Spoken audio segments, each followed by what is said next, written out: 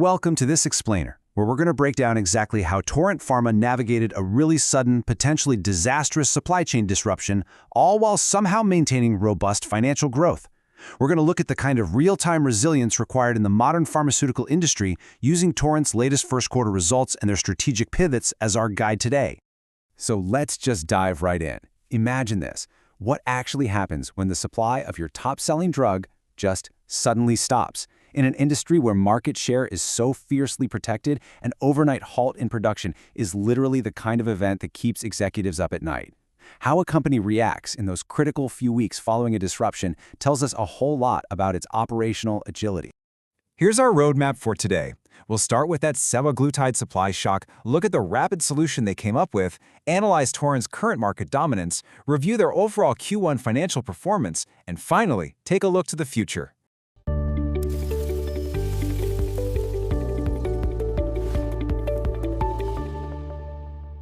Okay, Section 1. The Semaglutide Supply Shock, a sudden halt in production.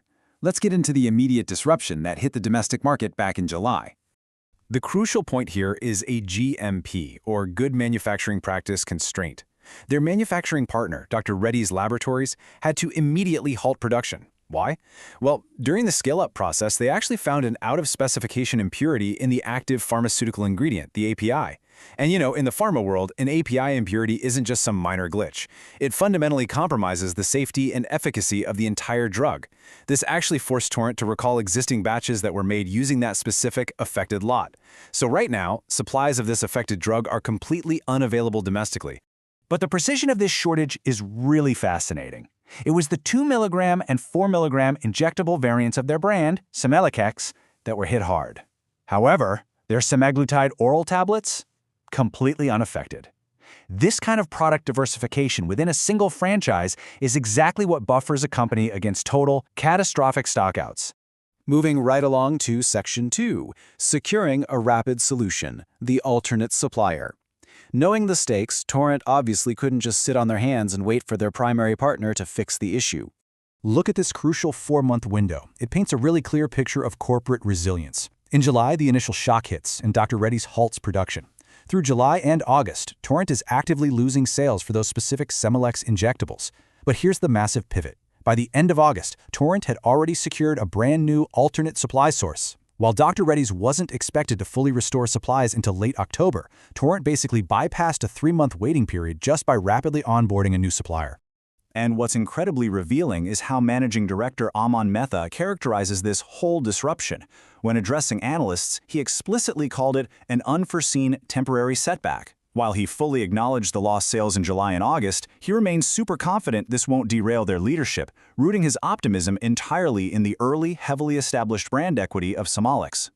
Which brings us to Section 3, Torrent's market dominance, the stakes of the shortage. To really understand why restoring Semalix was so utterly critical, we need to look at Torrent's massive footprint in this space. During the first quarter alone, Torrent reported total sales of 50 crore rupees from its semaglutide franchise. That keeps them firmly on track for their highly ambitious 250 crore full-year target. So yeah, this isn't some little side project for them. It's a major revenue driver, which totally explains the urgency in tapping that new supplier by August.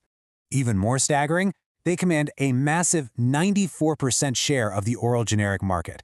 That makes them the second largest brand overall, sitting only behind the original innovator.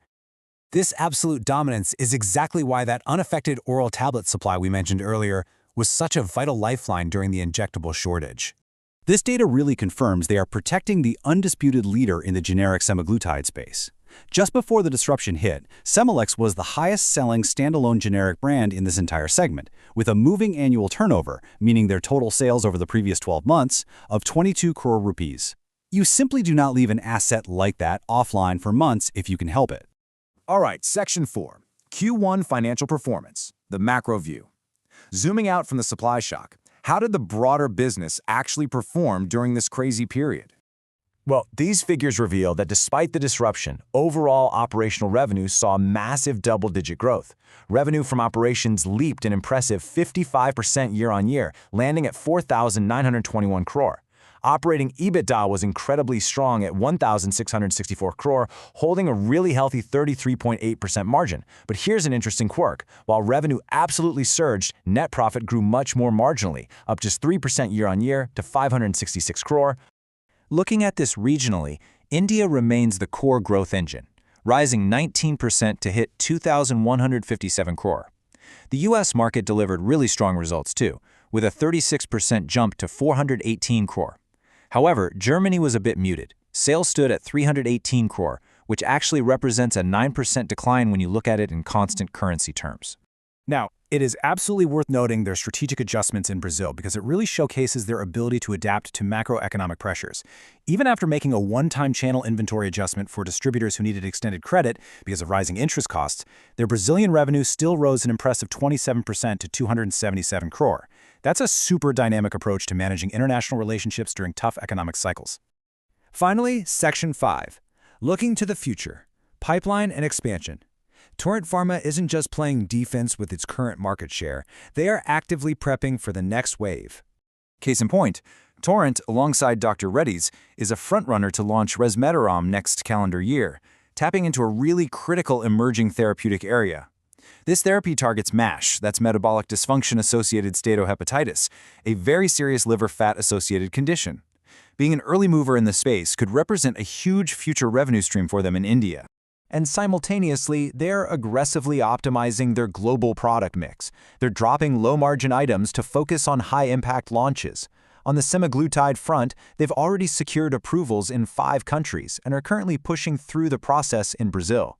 Beyond that, they're taking a hard look at their existing international portfolio, evaluating the rationalization of those lower-priority products. And this isn't a new playbook for them. They executed a similar, highly successful optimization exercise in their India business not too long ago. So I want to leave you with this final thought regarding the sheer fragility, but also the required resilience of global pharmaceutical supply chains. Torrent Pharma's extremely swift move to secure an alternate supplier for a flagship product within just weeks highlights a crucial reality. Market dominance isn't just about having the absolute best drug. It's about having the most resilient infrastructure when the unexpected inevitably happens. Think about what that means for the broader industry as we continue to see supply chains face global pressures.